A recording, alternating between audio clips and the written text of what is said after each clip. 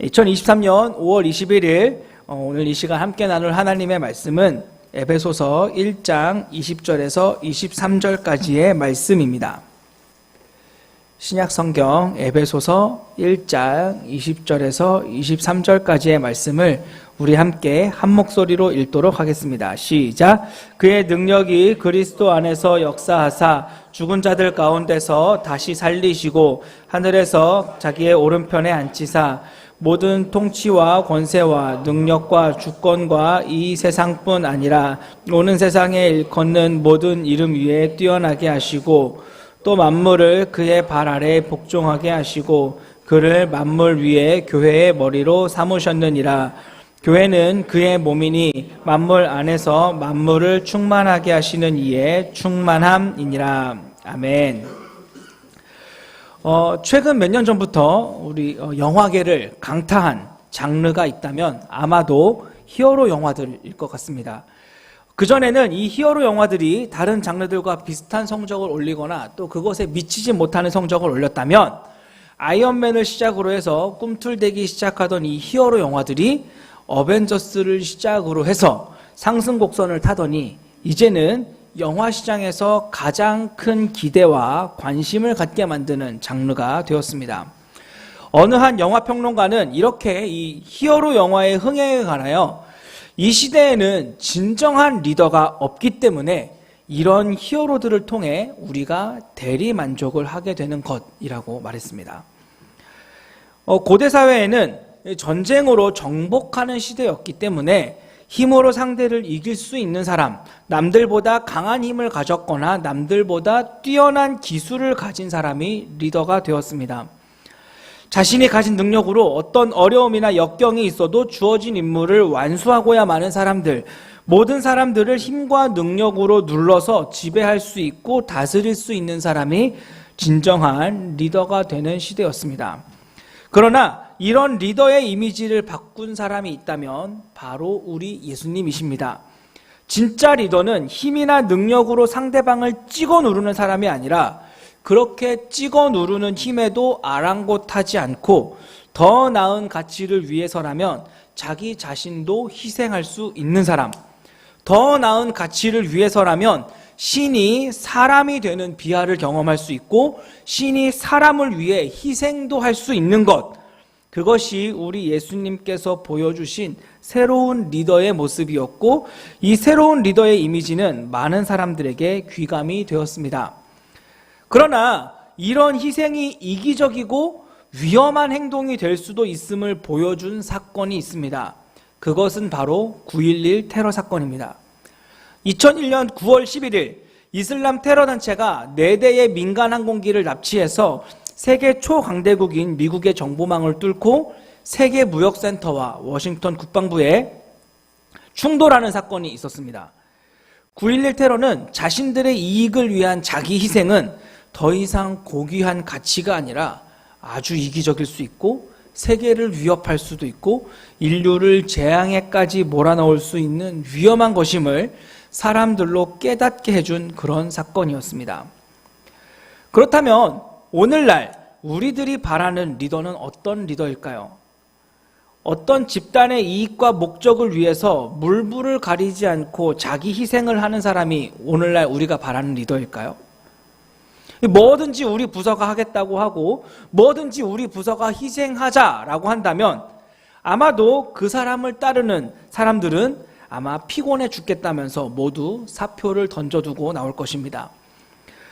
요즘 사람들이 바라는 리더는 캡틴 아메리카처럼 정의감이 넘쳐나서 시도 때도 없이 피곤하게 정의만 찾는 사람도 아니고 아이언맨처럼 모든 것을 다 가지고 있어서 자기 마음대로 하며 돈으로 모든 것을 때우는 사람도 아니고 그저 스파이더맨처럼 건전한 사고를 가지고 친구처럼 함께 어우러져 살 수 있는 사람, 유쾌하면서도 책임감이 있고 적당히 거리를 둘 줄 알아서 내 개인의 시간도 보장해 줄 줄 알지만 또 필요할 때는 언제든지 쉽게 부를 수 있는 사람이 오늘날 우리가 바라는 리더이지 않을까 싶습니다. 다시 말하면 오늘날을 살고 있는 우리에게 리더란 섬김을 받는 자보다는 함께 섬길 줄 아는 자, 강력한 카리스마로 대중을 좌지우지하고 지배할 줄 아는 사람이 아니라 평범한 이웃과 같이 우리와 함께 만들어갈 줄 아는 사람이 우리가 바라고 기대하는 리더라고 할 수 있겠습니다. 이런 리더의 이미지가 바뀌는 것처럼 이 교회에서도 성도님들이 바라는 리더의 이미지도 바뀐 것 같습니다. 예전에는 열정적으로 모든 사람들을 주눅들게 할 만한 카리스마 있는 목사님들을 선호했고, 교회를 휘어잡아서 모두를 이끌어갈 수 있는, 목사님의 말 한마디면 성도들이 집도 팔았다가 땅도 팔았다가 하게 할 수 있는 그런 목사님을 원했다면, 이제는 말 한마디로 주눅들게 할 수 있는 카리스마 있는 목사님보다는 원할 때 같이 세차도 할 수 있고, 또 원할 때 같이 밥도 먹을 수 있는, 원할 때는 같이 여행도 가고, 목사님이 모든 것을 알지 못한다고는 해도 함께 알아가는, 함께 이뤄가는 그런 목사님들을 그냥 친숙하고 쉽게 전화도 하고 쉽게 카톡도 할 수 있는 그런 사람들을 리더로 더 선호하는 것 같습니다. 권위로 사람을 누르기보다는 권유로 사람을 들어 올리는 리더, 그런 리더들을 오늘날 교회는 더 선호하는 것 같습니다. 따라서 이런 이미지에, 이런 리더의 이미지에 익숙해져 있는 현대인들에게, 권위보다는 권유를 더 선호하는 현대인들에게 오늘 본문에서 보이는 우리 예수님의 이미지, 모든 통치와 권세와 능력과 주권과 이 세상뿐 아니라 오는 세상에 일컫는 모든 이름 위에 뛰어나게 하시고 모든 만물을 그의 발 아래 복종하게 하시는 이런 군주와 같은 우리 예수님의 이미지는 익숙하지가 않고 또 약간은 어색하기도 합니다. 우리가 그리는 예수님의 이미지는 지배자가 아니라, 군주가 아니라 나의 신랑이고 나의 친구이고 나의 사랑이시기 때문에 그렇습니다. 그런데 바울은 오늘 본문에서 말하기를 하나님께서 예수님을 이 세상의 모든 통치와 권세와 능력과 주권과 이 세상뿐 아니라 오는 세상에 일컫는 모든 이름 위에 뛰어나게 하시고 또 만물을 그의 발 아래 복종하게 하셨다라고 하는 지배자의 모습으로, 군주의 모습으로 바울은 우리에게 예수님을 소개하고 있습니다. 앞서 말한 것처럼 이런 예수님의 이미지는 우리가 평소 알고 있는 예수님의 이미지와는 너무 다르기 때문에 생소할 수밖에 없습니다. 예수님은 늘 겸손한 분이시고 섬기는 분이시고 늘 친구 같은 분이시라서 죄인들과 함께 식사하시는 분이시지, 모든 통치와 권세와 능력과 주권과 이 세상뿐만이 아니라 오는 세상에 있는 그 모든 이름들 위에 뛰어나게 하시고 또 만물을 그의 발 아래에 복종하게 하시는 그런 지배자와 같은 모습은 잘 그려지지 않는다라는 것이죠. 오늘 본문에서 말하는 통치, 권세, 능력, 주권이라는 말도 사실 우리에겐 익숙치 않기 때문에 오늘 이 말씀이 더 와닿지 않는 것 같습니다. 이 통치와 권세와 능력과 주권이란 쉽게 말해 힘을 의미하는데, 이 세상의 모든 힘과 권력들이 예수님의 발 앞에 무릎을 꿇어서 예수님이 최고의 힘과 권력을 가지게 될 것이라는 그런 말씀인 것이죠. 예수님 앞에 모든 힘이 무릎을 꿇고 모든 권력들이 무릎을 꿇어서 예수님이 최고의 힘을 가지게 될 것이라고 하는 이 오늘의 이 말씀, 여러분들은 어떠십니까? 딱히 반대가 되지는 않고 또 머리로 동의는 되는데 그렇다고 설레지도 않는 게 지금 우리의 모습일 것입니다. 왜냐하면 이 말씀은 지금 우리의 현실과는 너무나도 먼 얘기이기 때문에 그렇습니다.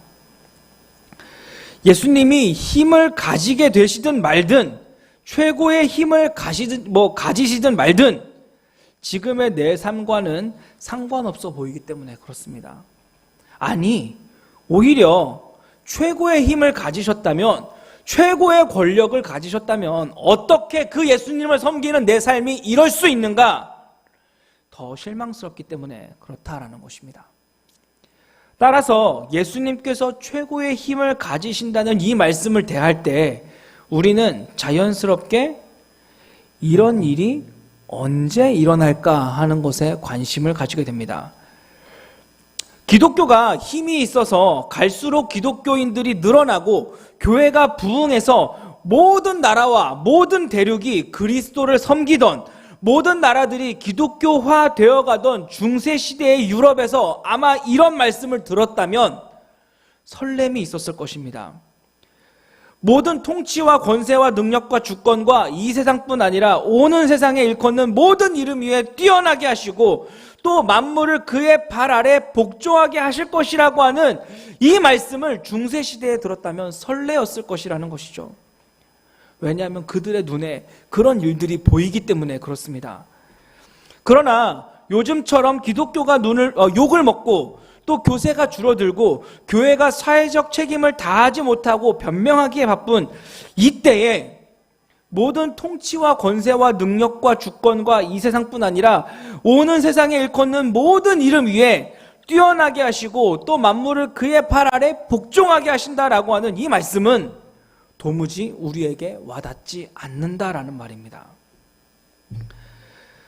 또한 이 세상을 보면 점점 더 악해져 가고 있고 점점 더 세속화되어서 하나님을 노골적으로 대적하는 것처럼 보입니다. 사람들의 이기심, 폭력성, 절제도, 원칙도 없어 보이는 쾌락주의들, 돈이면 안 되는 게 없어 보이는 어떤 그런 물질 만능주의들, 하나님이 정말 계시기는 한 걸까 싶은 온갖 불의와 부정이 아무렇지도 않고 이 세상에 자행되고 있음에도 불구하고 이 세상은 그 어떤 심판도 없는 것을 보면 모든 악행도 하루를 가지 못하고 잊혀지는 그런 세상을 보면 이 모든 통치와 권세와 능력과 주권과 이 세상뿐 아니라 오는 세상에 일컫는 모든 이름 위에 뛰어나게 하시고 또 만물을 그의 발 아래 복종하게 하신다라고 하는 이 말씀은 도무지 우리가 공감하기 어려운 말씀이다라는 것이죠. 그것은 지금 오늘날 뿐만 아니라 에베소 교회에 이 말씀을 받는, 이 편지를 받은 에베소 교회의 성도들도 마찬가지였습니다. 에베소 교회가 크게 부흥하고 있을 때 모든 아시아 사람들이 복음을 듣겠다고 이 에베소 교회에 모여들고 있을 때 바울이 이 말을 했다면 에베소 교회의 모든 성도들은 모두가 아멘이라고 외치고 곧 현실이 될 그 모습에 가슴이 벅차오르고 드디어 하나님의 나라가 왔다라고 말하며 설렜을 것입니다. 드디어 하나님의 통치가 우리에게 임한다고, 하나님의 나라가 임한다고 기대했을 것입니다. 그러나 너무나 무력하게 하루아침에 복음의 역사에 역풍이 불어서 에베소 교회의 모든 성도들은 다 흩어지고 바울도 무사히 탈출한 줄 알았는데 감옥에 갇혀서 고난을 받고 있고 교인들의 삶은 점점 더 어려워지고 교회도 약해져 가고 있는 이때에 성도들의 삶에는 그 생계의 위협을 느끼고 시민들의 폭동에 속수무책으로 당하고 있던 에베소 교회에 있는 성도들에게 모든 통치와 권세와 능력과 주권과 이 세상뿐 아니라 오는 세상에 일컫는 모든 이름 위에 뛰어나게 하시고 또 만물을 그의 발 아래 복종하게 될 것이다 라고 바울이 말했다면 그들에게도 너무 황당하고 당황스러운 공허한 말이 되지 않았겠습니까?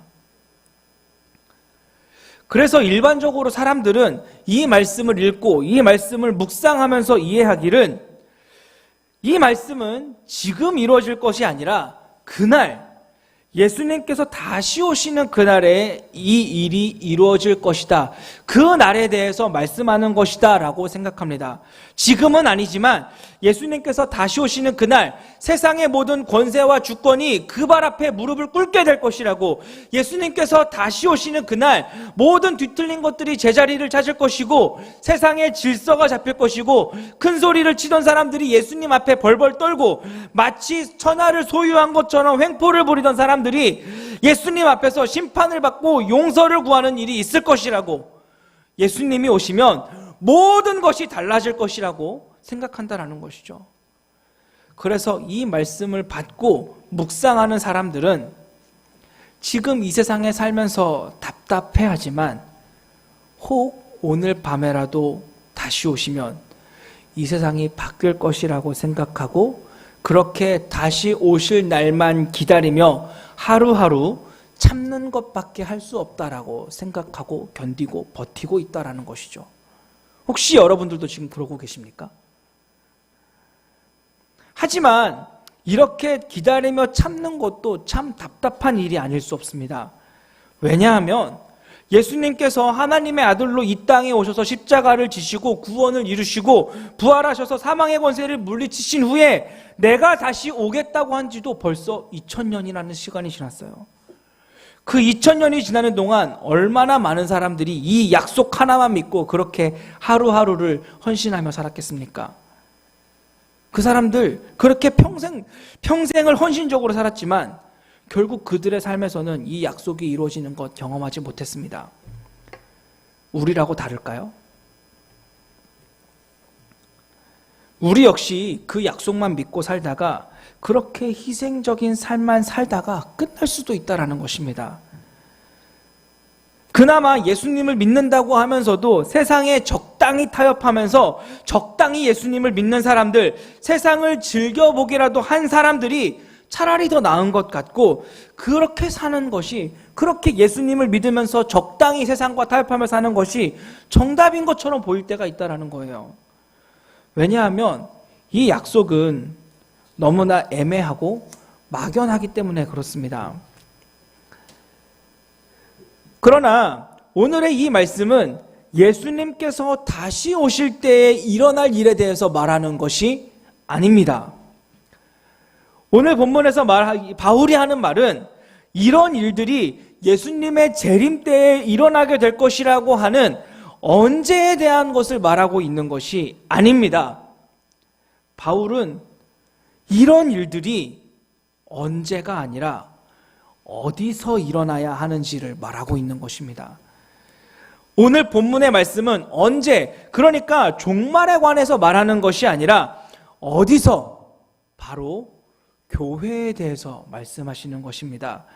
예수 그리스도를 주라고 고백하는 성도들의 삶에서, 성도들이 함께 모여서 이루어진 이 공동체 안에서, 거기에서 그리스도의 모든 통치와 권세와 능력과 주권과 이 세상뿐 아니라 오는 세상에 일컫는 모든 이름 위에 뛰어난, 또 모든 만물을 발 아래에 복종하게 하시는 일이 어디서 일어나야 하느냐? 바로 교회에서 일어나야 한다라는 것입니다. 바로 그곳이 교회입니다. 이 말씀은 언제에 대한 말씀이 아니라 어디서에 대한 말씀이라는 말입니다. 우리 함께 에베소서 1장 23절 말씀을 함께 읽어보겠습니다. 에베소서 1장 23절입니다. 시작. 교회는 그의 몸이니 만물 안에서 만물을 충만하게 하시는 이의 충만함이니라. 아멘. 자, 이 23절을 현대인의 성경은 이렇게 번역하고 있습니다. 우리 같이 현대인의 성경도 읽어보겠습니다. 시작. 교회는 그리스도의 몸이며 어디서나 모든 것을 넘치도록 채워주시는 분이 계신 곳입니다. 아멘. 자, 이 구절에 대해서 아브라함 카이퍼 목사님은 이렇게 해석하셨습니다. 교회는 그리스도께서 내 것이라고 주장하지 못할 것이 하나도 없는 곳입니다. 다시 한번 읽겠습니다. 교회는 그리스도께서 내 것이라고 주장하지 못할 것이 하나도 없는 곳입니다. 다시 말해, 교회란 예수님께서 내 거야 라고 말씀하시면 모두가 다 아멘이라고 반응할 수 있는 곳이어야 한다는 말입니다. 예수 그리스도께서 다시 오시면 온 세상이 그 발 앞에 무릎을 꿇게 될 것입니다. 예수님께서 다시 오시면 모든 주권과 통치가 그 발 앞에 무릎을 꿇고 예수님은 만왕의 왕으로 온 세상을, 만물을 다스리실 것입니다. 하지만 예수님께서 다시 오실 때까지, 다시 오시는 그날까지 이 땅에서 예수 그리스도께서 다 내 것이다 라고 하실 때 아멘이라고 응답할 수 있는 유일한 곳은 예수님께서 다시 오실 그날이 오기 전까지 모든 통치와 모든 주권이 그 발 앞에 무릎을 꿇어야 하는 곳이 있다면 그곳은 바로 우리가 지금 있는 이 교회라는 말입니다. 그게 바로 교회라는 말입니다. 교회란 우리 예수 그리스도께서 왕이시며 주가 되신다라고 고백한 사람들의 모임입니다. 모든 것의 주인 되시는 그리스도의 권세와 능력을 인정해서 그리스도는 내 삶의 주인이 되신다라고 고백한 사람들이 모여있는 공동체가 바로 교회인 것입니다. 그러니까 영원한 나라를 바라보고 소망하며 살아가는 그 예수님의 사람들이 이 그리스도의 주되심을 온전히 인정하고 고백하고 실천함으로 하나님의 나라와 다스림을 증거하고 그리스도의 통치와 주권을 인정하며 살아가는 유일한 곳이 바로 교회라는 말입니다. 물론 예수 그리스도가 모든 만물의 주인이시지만 아마 예수님께서 다시 오시기 전까지 세상은 끝까지 예수님을 거부할 것이고 배반할 것이고 세상은 끝까지 그 예수님의 뜻에 거슬려서 행하겠지만 교회는 그런 곳이 아닙니다. 세상이 타락한 것을 보며 가슴이 아프기는 하겠지만 우리가 정말로 아파하고 책임을 느껴야 하는 것은 세상의 타락이 아니라 이 교회의 타락입니다. 이 세상의 위정자의 타락도 안타까운 일이고 우리가 살아가는 세상에서의 그 불의가 행해지는 것도 분노할 만한 일이지만 그리스도가 머리가 되시고 그리스도의 다스리심이 온전히 드러나야 하는 교회에서 지도자들이 타락하고 예수님이 원하심이 행해지지 않는 것들이 이 그리스도인들이 가장 경계해야 하고 가장 슬퍼해야 하는 일이라는 말입니다. 세상이 아무리 자기중심적이 되고 세상이 아무리 타락해도 교회에서만큼은 여전히 우리 예수님이 주인이 되셔야 합니다. 예수님이 머리가 되셔야 합니다.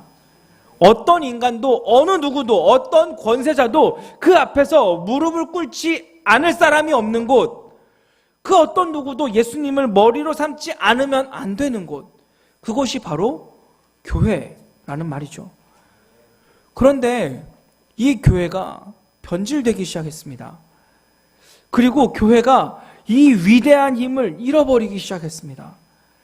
세상에서 인정받지 못하는 예수님께서는 이 교회에서조차도 인정을 받지 못하고 이 교회에서조차도 그 주권과 통치를 주장할 수 없게 되었다라는 것이 안타까운 일이고 예수님께서 전혀 대접받지 못해서 교회도 예수님이 계실 만한 곳이 되지 못했다라고 하는 것이 진짜 큰 문제라는 말입니다. 이제는 교회에서도 목사가, 장로가, 돈 있는 사람들이, 힘 있는 사람들이 자꾸 높아지려고 합니다. 세상 사람들은 예수님을 욕해도 교회에서만큼은 예수님이 주인이 되시고 예수님이 머리가 되셔야 하는데 오히려 사람들이 대접을 받고 사람들이 높아지고 예수님의 뜻보다는 사람들의 편함과 세상의 원리가 더 존중되고 있는 곳이 교회가 되고 말았다라는 말입니다. 예수님의 이름을 이용해서 대접받으려고 하는 사람은 많아도 예수님 앞에 나와서 예수님이 나의 주인이라고 하는 사람은 없게 되었습니다. 교회가 아무리 커져도 교인이 아무리 많아져도 예수님이 주인 되시지 않는다면 예수님이 다 내 것이라고 할 때 아멘이라고 답할 수 없다면 네 생명도 네 삶도 다 내 것이라고 하실 때 네 예수님, 저의 삶도 예수님의 것입니다. 제 삶도 예수님의 것이기 때문에 제가 지금 받는 고난도 예수님 안에서 의미가 있음을 나는 믿습니다 라고 고백할 수 없다면 거기는 교회가 아닌 것입니다. 그리스도의 주되심을 드러내지 못하는 곳이라면 아무리 사람이 많아서 부흥한다 할지라도 아무리 큰 사업을 해서 세상에서 주목을 받는다고 해도 그곳은 교회가 아닌 것입니다. 물론 예수 그리스도를 머리로 섬긴다고 하는 것이 도대체 무슨 말일까 묻는 분들도 있으리라 생각합니다. 교회에서 모든 주권과 모든 능력이 예수님의 발 앞에 복종했다는 말이 구체적으로 무엇을 의미하는 것일까 질문하는 분들도 계시리라 생각합니다. 그 질문도 충분히 이해할 수 있고 공감할 수 있는 것이 왜냐하면 지금까지 교회들은 예수님께 순종하라는 말을 하면서 교회는 순종하라는 그 명목으로 교회의 리더십에게 순종을 요구해왔고 예수님만 섬기라고 하는 요구로 교인들을 교회 성장을 위한 소모품으로 전락시켜왔던 것이 교회였기 때문에 그렇습니다. 그래서 예수님을 섬긴다고 말하면서도 그것은 교회 성장을 위해서 자기 희생을 요구하는 것처럼 들렸고, 예수님을 섬기라고 말하면서도 마치 교회의 리더십이 하나님의 전권을 위임받은 사람처럼 목사에게 잘하는 사람은 복받고 목사에게 잘못하면 벌을 받는다고 가르쳤던 것이 바로 교회였기 때문에 예수님을 섬기기보다는 오히려 교회 지도자들을 섬기고, 예수님의 이름으로 교회 지도자들이 더 힘을 얻고, 예수님의 이름으로 교회 지도자들이 권력을 유지하고 있는 것 같은 그런 경험을 했던 교인들은, 그리고 그런 일을 기사로 접하고 있는 세상 사람들은 도대체 예수님을 섬긴다라고 하는 것이 무엇을 의미하는지 모를 수밖에 없는 것이고 물을 수밖에 없다라는 것입니다. 따라서 하나님은 믿지만, 예수님은 믿지만 교회에는 나가지 않습니다. 교회는 이제 예수님이 주인이 아니라고 생각하기 때문에 그렇습니다. 이 교회 지도자들이 이 교회가 내 교회인 것처럼 함부로 하는 것도 문제이지만, 그런 그들을 보며 교회에 나가지 않는 성도들도 참 안타까운 것이, 이 교회는 내 교회도 아니지만 남의 교회도 아니기 때문에 그렇습니다. 이 교회는 내 교회로 만들어서도 안 되지만 남의 교회로 만들어서도 안 되는 것입니다. 왜냐하면 이 교회는 예수님의 교회이기 때문에 그렇습니다. 감히 이런 말을 드려서 너무 죄송하지만, 다시 한번 우리의 마음을 좀 점검해 보자라는 마음으로 말씀을 좀 드립니다. 요즘엔 너무나도 많은 분들이 이 교회는 내 교회가 아니라는 생각으로 너무나 쉽게 교회를 떠나는 것 같습니다. 그리고 그렇게 신앙의 공백을 갖습니다. 내 교회도 아닌데 욕심 가질 필요도 없고 미련 가질 필요도 없다면서 떠나는 것입니다. 교회 안에서 힘들거나 또는 어떤 교인이 나를 어렵게 하거나 또한 내가 불편해하는 일들이 생기면 내 교회가 아니라는 생각에 떠나버리곤 합니다. 하지만 다시 한번 생각해 보고자 하는 것은, 이 교회는 분명 내 교회가 아니지만 그렇다고 해서 남의 교회도 아니라는 것입니다. 내 교회가 아니지만 그렇다고 해서 나를 어렵게 하고 나를 불편하게 만드는 사람들의 교회가 아니라는 것입니다. 이 교회는 예수님의 교회입니다. 내가 사랑하고 내가 주인으로 모시고 내가 섬기고 내가 내 인생의 모든 것을 드리겠다고 결심한 나의 친구이자 나의 신랑 되시는 나의 예수님의 교회라는 것입니다. 그렇다면 나의 주인이신 예수님께서 다시 오시는 그날까지, 그리고 나를 부르시는 그날까지 믿음을 지키며 사는 사람들이 모여있는 이 공동체 안에서는 그 누구도 아닌 예수님만 높임을 받게 하는 일에 최선을 다해야 하는 것입니다. 예수님께서 머리가 되게 하시는 일에 최선을 다해야 하는 것입니다. 내 교회라면 편하게 마음대로 하겠지만, 내 교회라면 빨리빨리 일을 진행하겠지만, 반대로 남의 교회라면 쉽게 떠나겠지만, 남의 교회라면 그냥 방관하겠지만, 남의 교회라면 누군가를 그냥 잘라버리고, 남의 교회라면 그냥 누군가를 추궁하겠지만, 그럴 수가 없기 때문에, 이 교회는 예수님의 교회이기 때문에, 불편하지만 그 불편한 방법을 선택해야 하고, 예수님의 교회이기 때문에 하나하나 다 살피면서 가야 하고, 예수님의 교회이기 때문에 천천히 느리게 가야 하고, 예수님의 교회이기 때문에 나 혼자 가는 것이 아니라, 앞장서서 가는 것이 아니라 함께 가야 하는 것이고, 예수님의 교회이기 때문에 챙기고 돌볼 수밖에 없는 것입니다. 왜냐하면 내가 사랑하는 예수님의 교회이기 때문에 그렇습니다. 그래서 바울은 이 교회를 포기할 수가 없었습니다. 왜냐하면 이 교회는 이 땅에서 유일하게 예수님의 다스림을 온전히 고백하고 인정하는 곳이기 때문에 그렇습니다. 이 땅에서 유일하게 예수님이 모든 통치와 권세와 능력과 주권과 이 세상뿐 아니라 오는 세상에 일컫는 모든 이름 위에 뛰어나게 하시고 또 만물을 그의 발 아래 복종하게 되는 곳이 바로 교회이기 때문에 그렇습니다. 비록 요즘에는 예수님이 교회의 머리라고 하는 말이 무색하리만큼 세속화되고 타락화된 것처럼 보일지라도 그래도 교회를 우리가 포기할 수 없는 이유는 나의 주인이신 예수님이 모든 통치와 권세와 능력과 주권과 이 세상뿐 아니라 오는 세상에 일컫는 모든 이름 위에 뛰어나게 하시고 또 만물을 그의 발 아래에 복종하게 되는 곳, 그곳이 바로 교회이기 때문에 그렇습니다. 여기 계신 분들 중에는 교회를 안타까워하시는 분들이 계실지도 모르겠습니다. 그것은 아마도 내가 소외되었고 내 기준에 맞지 않아서 안타까워하는 것이 아니라 그리스도의 주되심이 드러나지 않아서 안타까워하고 계신 줄로 믿습니다. 또한 그렇게 안타까워하는 만큼 내가 소외되었기 때문이 아니라 내 기준에 맞지 않아서가 아니라 그리스도의 주되심을 드러내고 싶은 그 마음 때문에 이 교회를 지금도 아직까지도 포기하지 않고 계신 것인 줄로 믿습니다. 교회가 없으면 그리스도의 주되심이 드러나는 곳이 없어지기 때문에 예수님 때문에 우리는 교회를 포기할 수 없는 것입니다. 이 세상에 있는 동안에 그냥 예수 그리스도가 우리의 주인이십니다라는 고백을 마음으로 할 수 있는 곳, 진심으로 할 수 있는 곳이 여러분 교회 말고 어디에 있겠습니까? 예수님이 우리의 주인이십니다라는 고백과 이 고백에 모든 사람들이 함께 설렐 수 있는 곳이 어디에 있겠습니까? 바로 이 교회, 그리고 우리라고 하는 이 성도들, 나, 그리고 내 옆에 있는 지체들, 바로 우리 따스한 교회 아니겠습니까? 그렇다면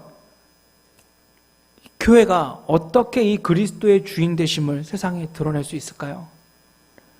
교회가 전하는 복음의 능력은 어떻게 이 세상에서 나타날 수 있을까요?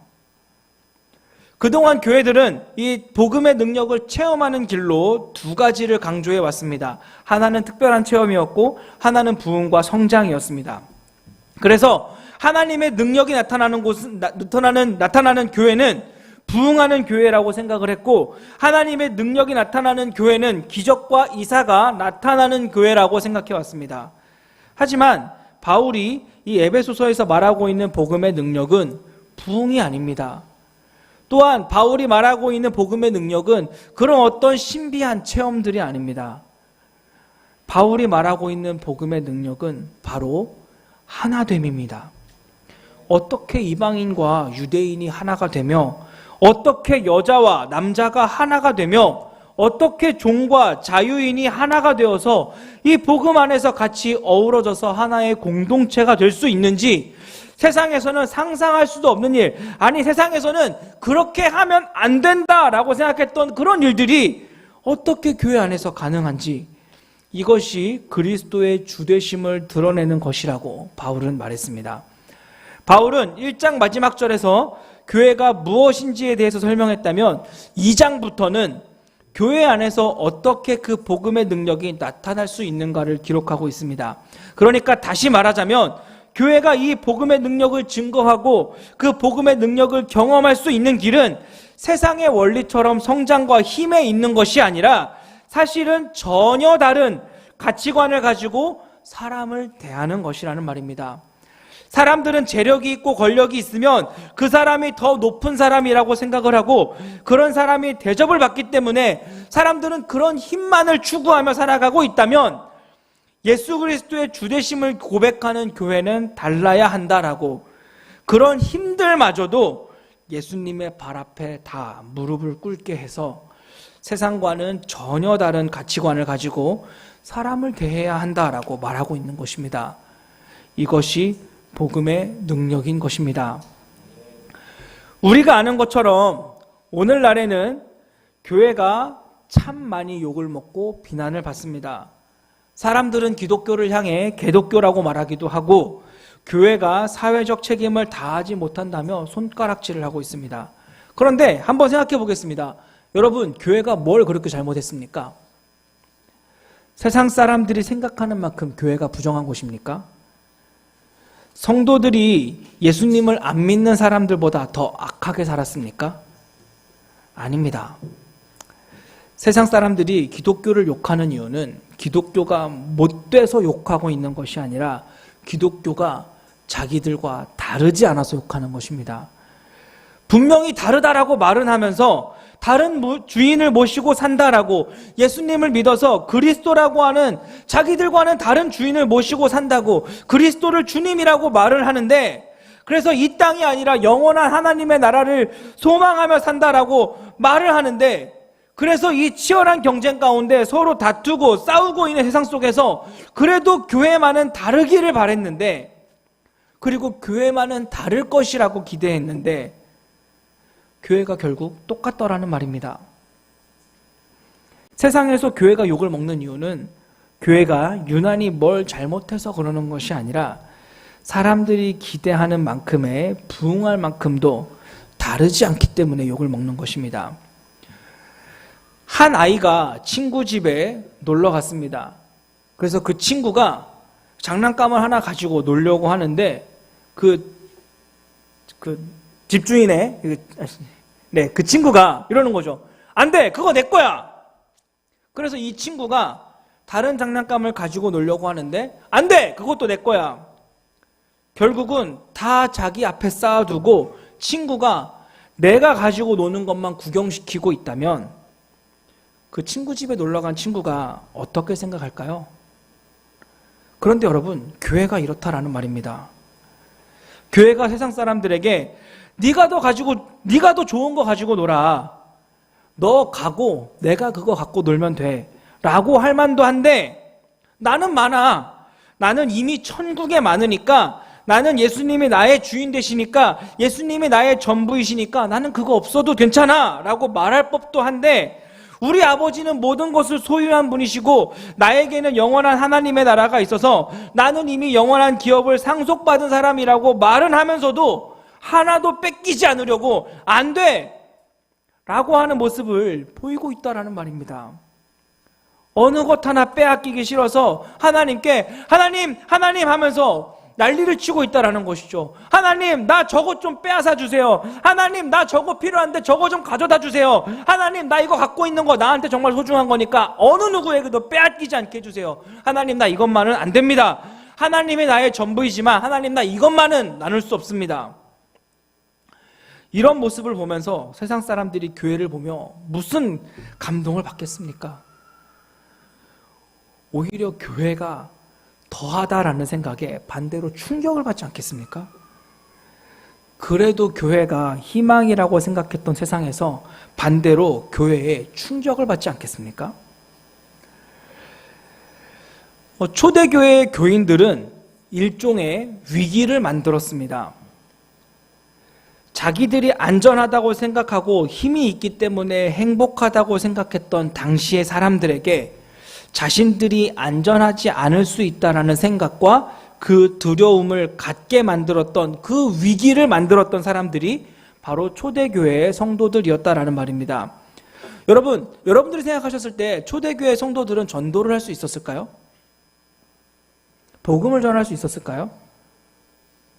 에베소에 있는 성도들만 한번 생각해 봐도 기독교인들이 눈에 보이기만 하면 죽이겠다라고 하는 그런 상황에 여러분들은 전도가 가능했을 것이라고 생각하십니까?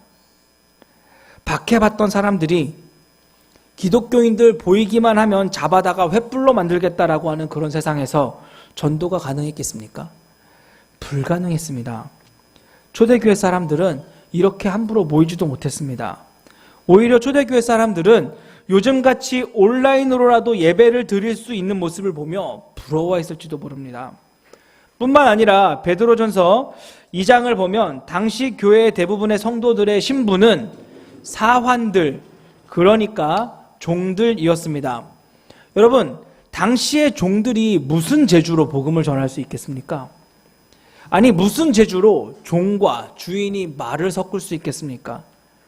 복음을 전하는 것은 고사하고 이유 없이 매를 맞기도 하고 부당하게 고난을 당하기도 하고 온갖 핍박과 학대를 받으며 무시를 당했던 사람들인데 무슨 능력이 있어서 자기의 주인들에게 그리고 자기의 주변에 있는 사람들에게 복음을 전할 수 있었을까요?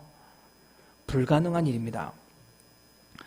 그래서 베드로는 당시 성도들에게 이렇게 말했습니다. 우리 베드로전서 3장 15절을 함께 읽어보겠습니다. 시작. 너희 마음에 그리스도를 주로 삼아 거룩하게 하고 너희 속에 있는 소망에 관한 이유를 묻는 자에게는 대답할 것을 항상 준비하되 온유와 두려움으로 하고. 아멘.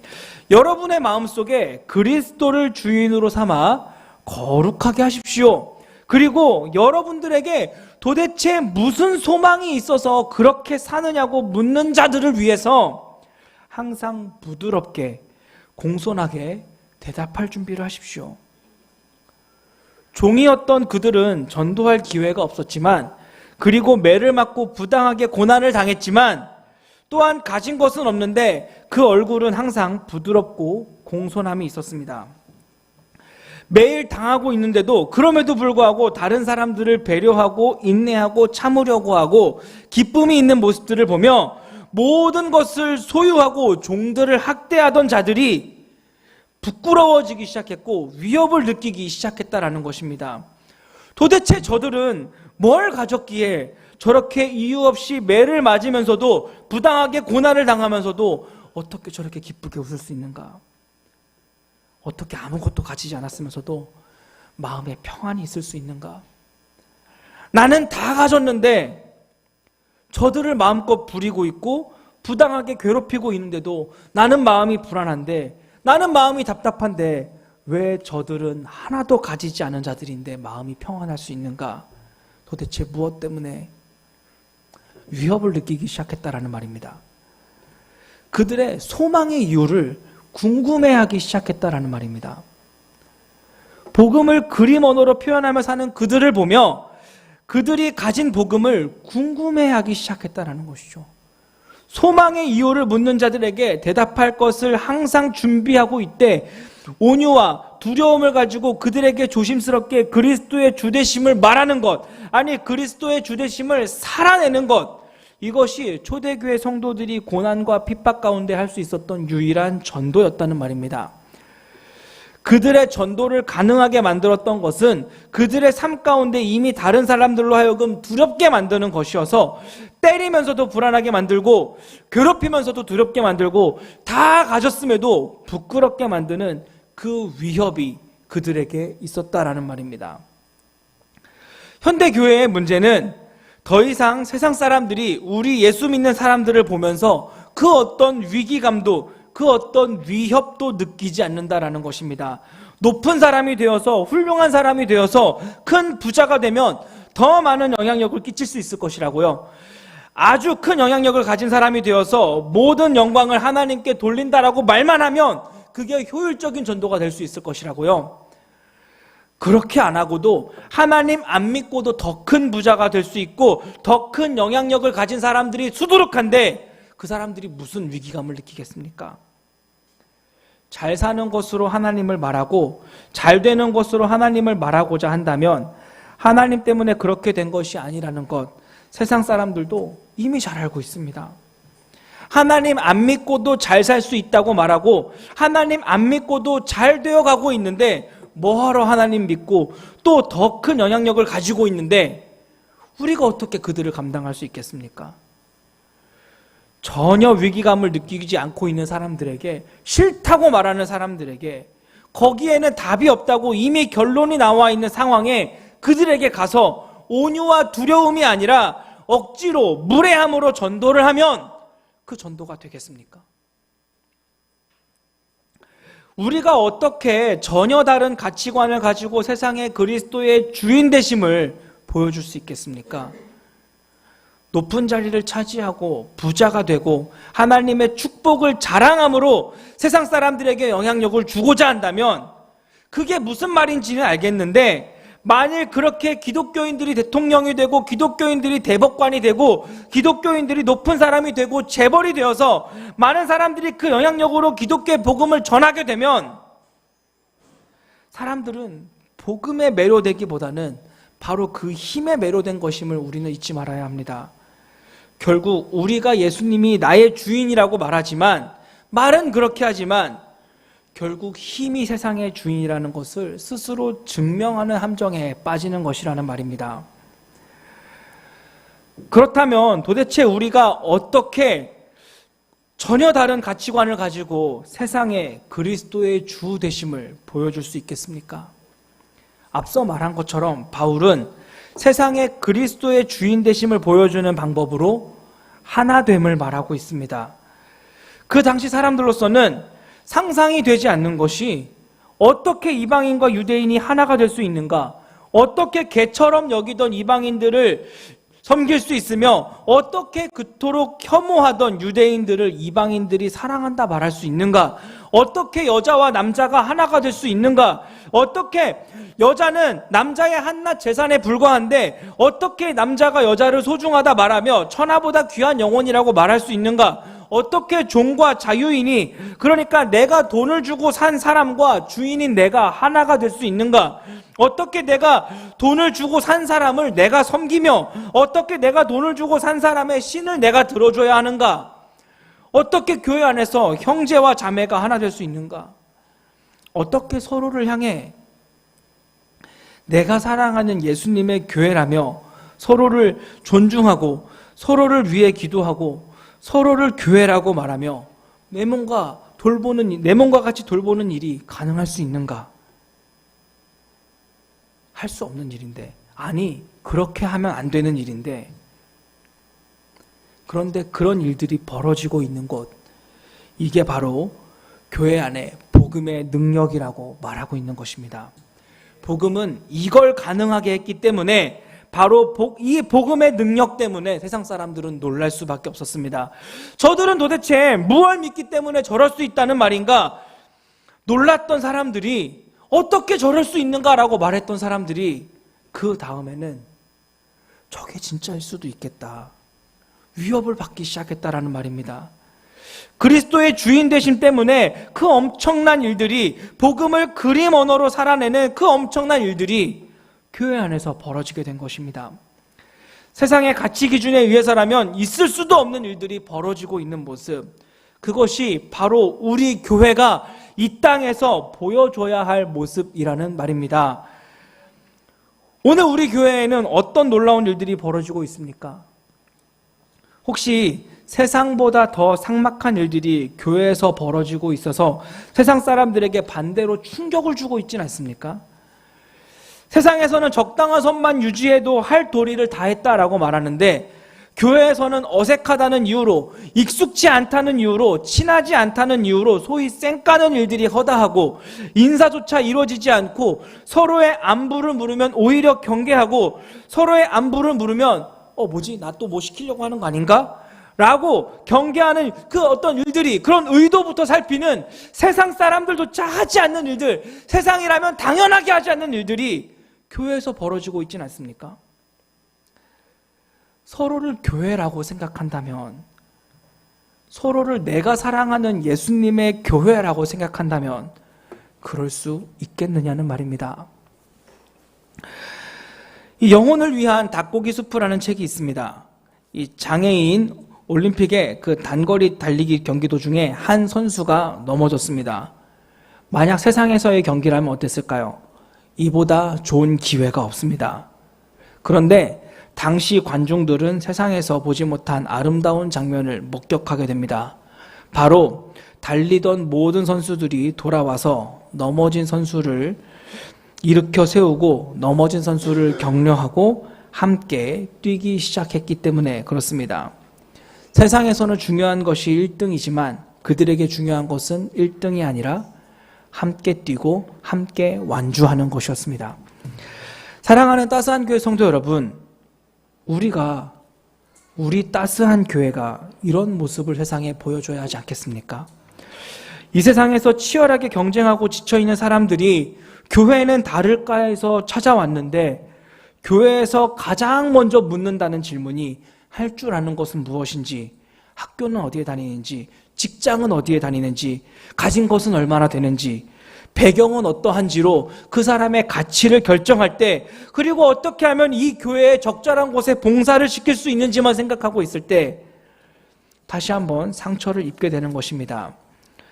우리에게 중요한 것은 어떻게 하면 우리 부서가, 어떻게 하면 우리 다원이, 어떻게 하면 우리 따스한 교회가 이 다산 지역에서, 경기도 지역에서 1등의 교회가 될 수 있을까? 어떻게 하면 우리 교회가 가장 큰 영광을 누릴 수 있을까가 아니라 어떻게 하면 함께 할 수 있는가? 어떻게 하면 함께 하나님의 나라를 소망하는 성도로 완주할 수 있는가? 어떻게 하면 함께 동행의 은혜를 누릴 수 있는가? 어떻게 하면 함께 이 모든 일들이 하나님이 하셨다라는 고백을 할 수 있을까? 어떻게 하면 함께 예수님이 우리를 위해서 무엇을 하셨는지 그 은혜를 누릴 수 있을까?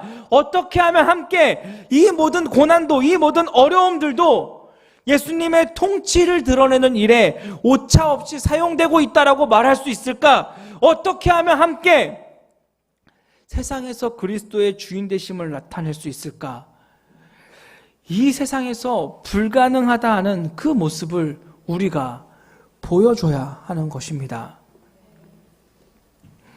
모든 통치와 권세와 능력과 주권과 이 세상뿐 아니라 오는 세상에 일컫는 모든 이름 위에 뛰어나게 하시고 모든 만물을 그의 발 아래 복종하게 하시는 일, 이 일은 예수님께서 이 세상에 다시 오시는 날에 완성되겠지만 이 땅에 있는 동안에는 교회에서 나타나야 합니다. 우리의 주인 되시는 예수님께서 다 내 것이라고 말씀하실 때 아멘하고 반응하고 환영하는 일, 바로 우리들의 이 교회에서 나타나야 합니다. 바로 우리의 공동체에서, 그리고 우리의 각자의 삶에서 나타나야 하는 것입니다. 이 교회의 주인은 나도, 너도, 목사도, 장로도, 안수집사도, 권사도, 성도도, 그리고 우리도 아닙니다.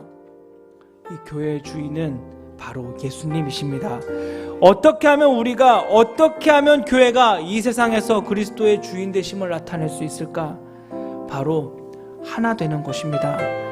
복음의 능력은 용서하는 것이고, 복음의 능력은 품어주는 것이고, 복음의 능력은 기다려주는 것이고, 복음의 능력은 참아주는 것이고, 복음의 능력은 약해 보이면 감싸주고, 복음의 능력은 넘어지면 함께 가는 것, 그것이 바로, 그 복음의 능력이 살아 숨쉬는 것이 바로 우리의 교회입니다.